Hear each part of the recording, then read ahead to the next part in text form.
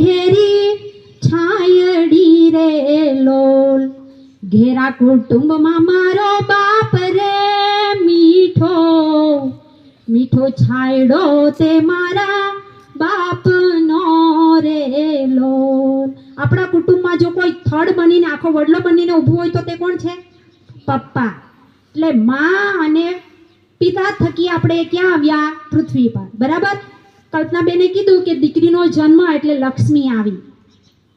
આપણા ઘરમાં 4 પ્રકારે લક્ષ્મી હોય છે. કેટલા પ્રકારે? 4 પ્રકારે. જાણો છો? જાણો છો? કઈ કઈ?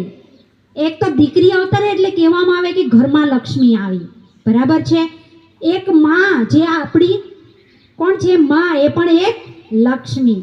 અને એક આપણી દાદી એ પણ કોણ?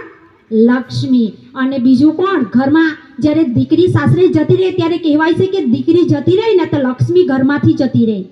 બરાબર. તો આપણે વહુને દીકરી તરીકે લઈ આવીએ ઘરમાં તો એ કોણ? લક્ષ્મી. બરાબર છે. તો આ 4 પ્રકારે ઘરમાં